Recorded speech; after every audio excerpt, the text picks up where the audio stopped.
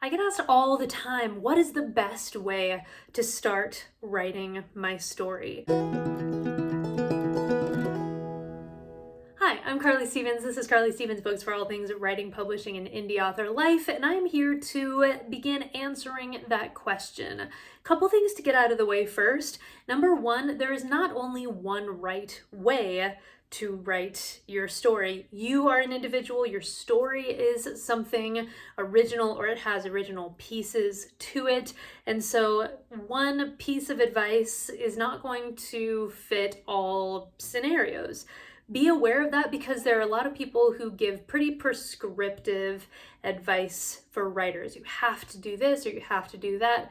What I found is that that is not the case, that it really varies from person to person. So I'm going to give you what has worked for me and some general rules of thumb that I think are necessary if you're beginning to write a story, but take all of this with a grain of salt as you do with all of my other videos. Second thing to kind of put out there right at the beginning is make sure that you read books, that you have read stories ahead of writing your own. I know sometimes people are very excited to write a story idea down, but if you are not a reader yourself, then you are going to hamper your ability to tell a story in any kind of compelling way.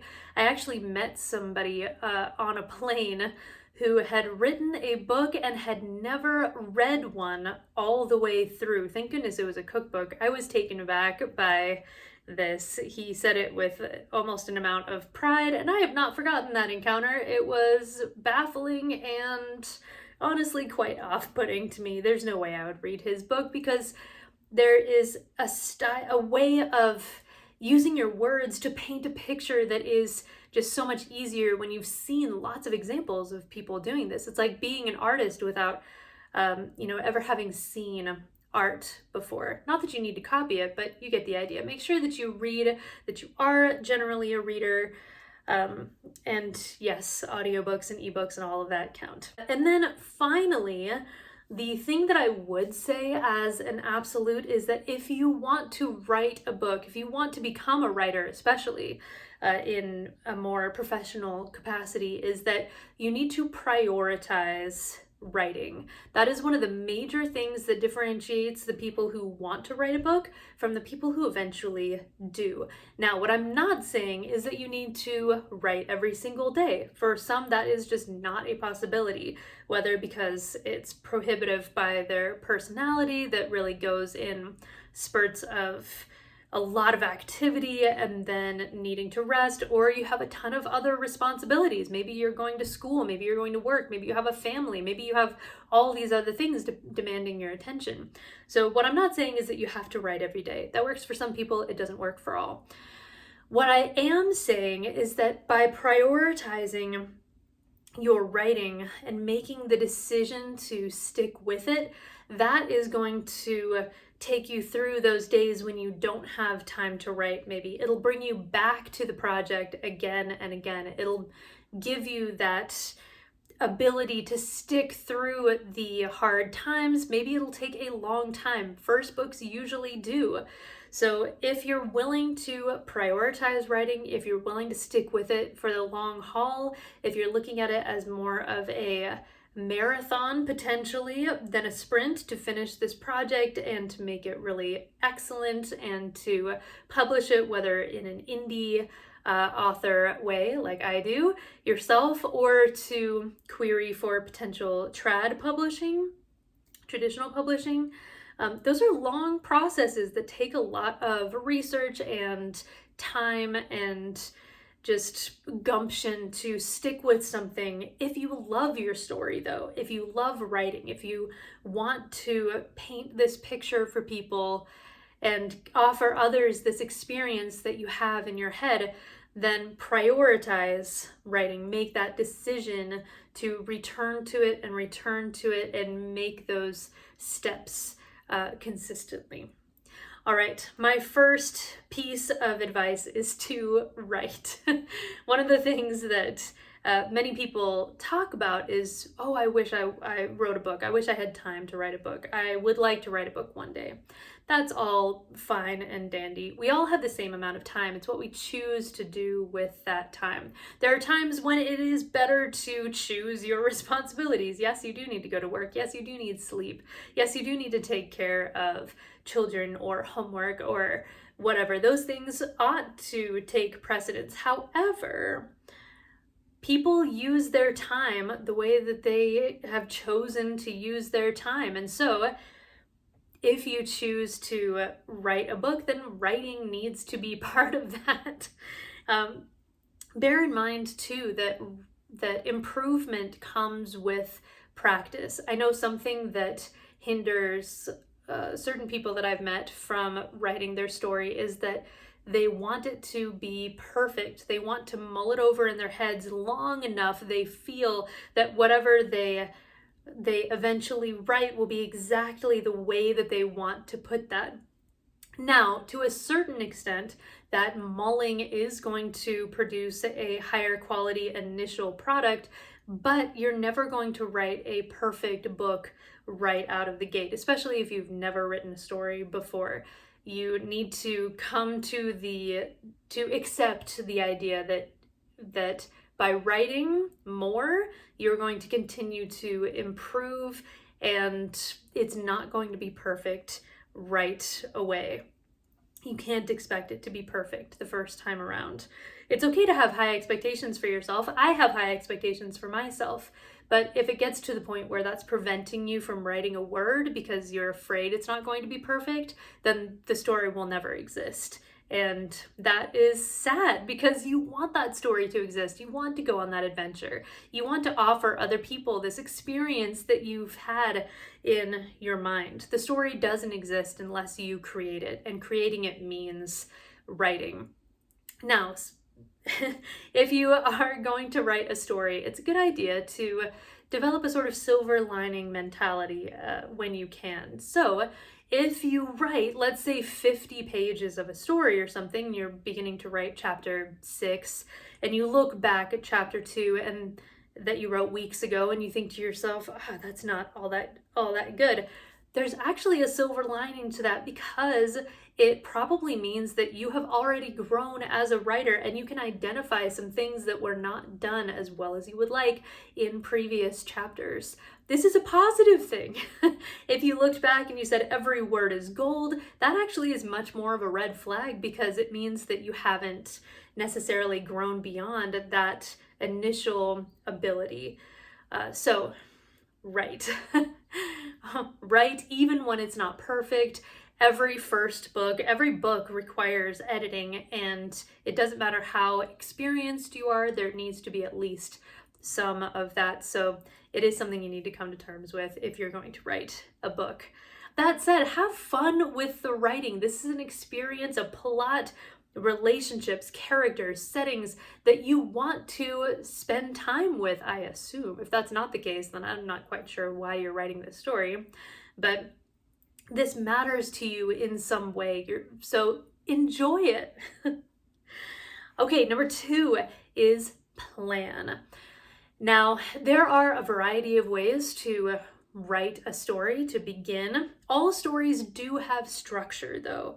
Either you can plan that structure in advance. A lot of people do prefer to lay out a plot before they begin writing.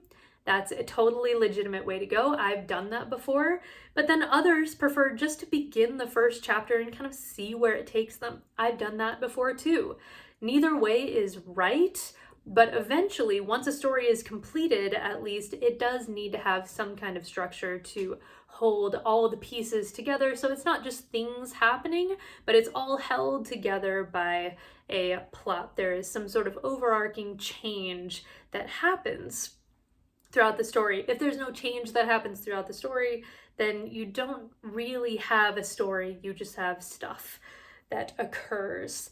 So it's okay if you thrive on writing into the dark, if you thrive on writing without any sort of planning, that's fine. You can do some of that plot stuff later on. You can just write, have fun with it. I mean, gosh, this is a creative endeavor. But others need that roadmap initially. So one simple way that you can do that as you continue to learn a bit more about plotting and plot structure is to think about how you want your story to end. What change do you want to see in both the characters and the situation? So another way to think about that is what external and what internal change takes place over the course of the story. So what has changed by the end? That way you can kind of retrofit certain things that need to happen in order to bring the characters and the situation to that final point. To learn more about plot structure, I would recommend the podcast Helping Writers Become Authors by K.M. Weiland, the book Save the Cat Writes a Novel by Jessica Brody, and also Readsy's blog on plot structures. It's a nice bite-sized look at a variety of plot structures, a visualization of them, and some major turning points. Speaking of doing research, the third recommendation that I have for you is research. Now, it's become a little bit less prevalent, but it still is a pretty big idea out there in the writer world, the idea of Clifton strengths and what your personal strengths are and how to lean into those. So one of my personal strengths is learner.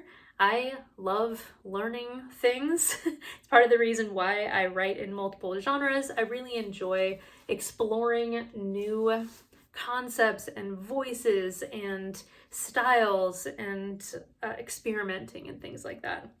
It's also why when I began my writer journey, I suppose, I both wrote and I was constantly learning. I was learning about craft, I was learning about marketing, I was learning about the publishing options. I was just absorbing as much as I could about being an author through podcasts, through YouTube, through craft books, through a variety of different means.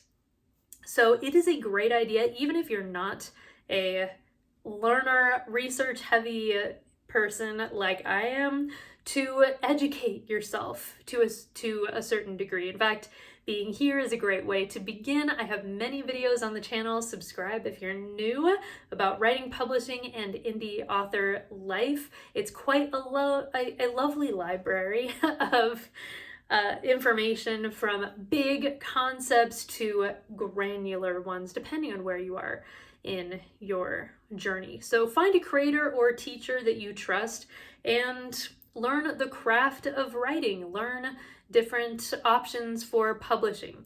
Now, I want to throw a caveat in here that the story comes first. Make sure that you actually have a good story before you get all hung up on publishing options. There are people who have written 2 chapters and they know all of the publishing things that they want to do. That's fine, I guess, but the story needs to be the primary thing. And if you get stuck on publishing, there's going to inherently be this rush, I think, inside you to just, get the story done so you can publish the book.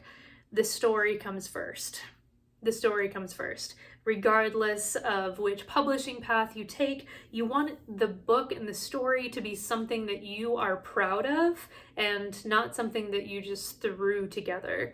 This goes especially for new authors. There is a learning curve. There is, a lot to consider and edit and digest about that first book that is not quite as intense in subsequent books. They all have their own challenges. There's the sophomore slump, there's the finale of a trilogy set of difficulties that I've talked to lots of people about. But that first book in particular, just my recommendation is focus almost exclusively on the book itself. Make it as good as it can be. Make the characters come alive. Make the setting vivid. Make the plot just irresistible. It doesn't need to be fast-paced, but it needs to take me, the reader, from the beginning to the end in this irresistible way. If you want more information about pacing or character arcs or anything like that, you can check out some of the videos on the rest of the channel.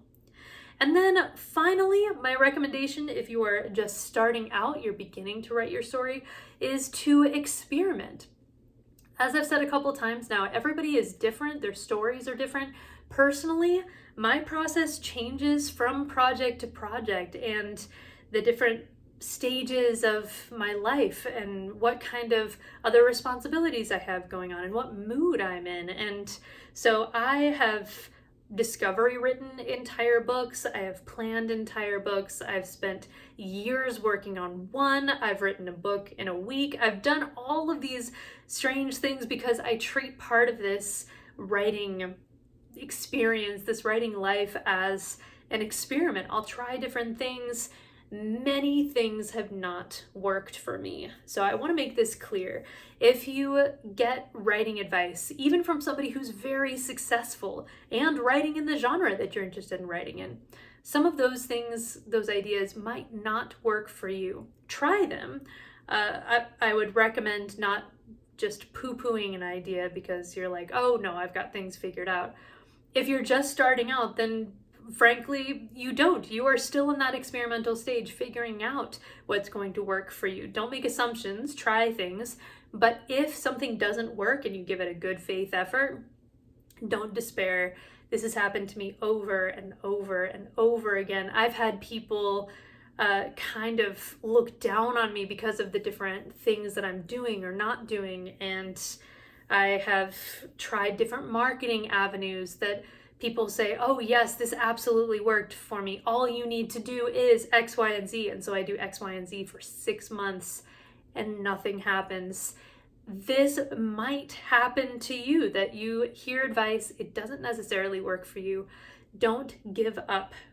Don't give up. Instead, treat that as an experiment and go, okay, for whatever reason, because of my personality, because of my location, because of my genre, because of whatever, this is not going to work for me. All right, on to the next thing.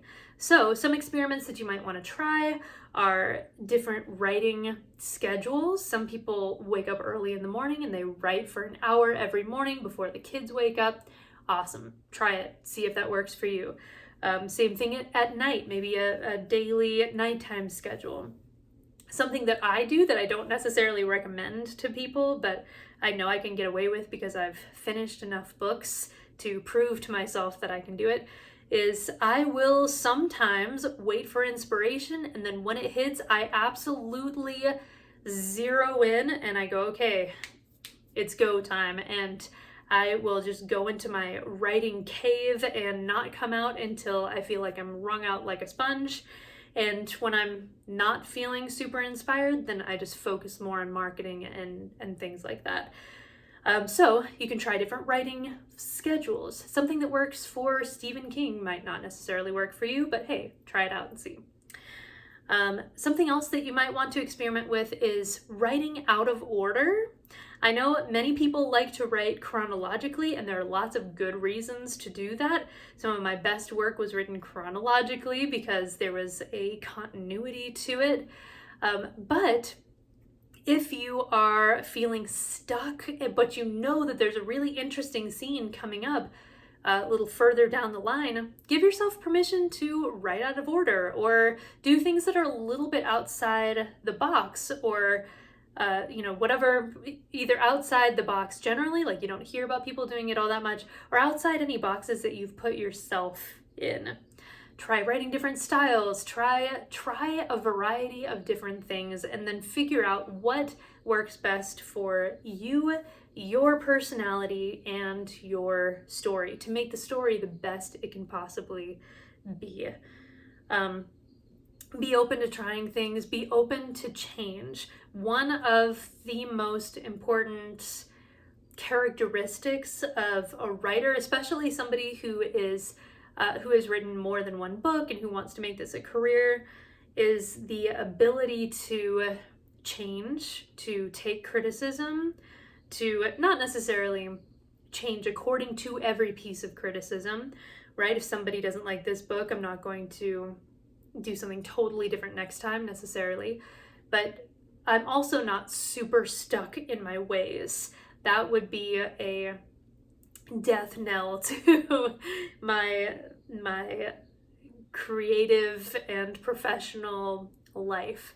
I need to be open to the potential of pivoting, of trying something new, of taking in some feedback, and potentially changing. So don't knock an idea if you haven't tried it, but be aware that writing is super personal. At the end of the day, the story is yours. You do what you need to do to make that shine out as brightly as it can.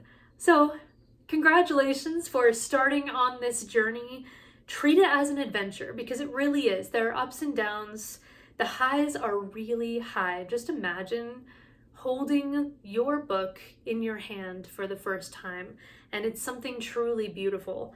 I remember holding this book in my hand. In fact, there's a video on my other channel, English Nerd, that is the unboxing of my debut novel, Fury and Rising, which is a young adult, epic, dark, twisty, first in a trilogy.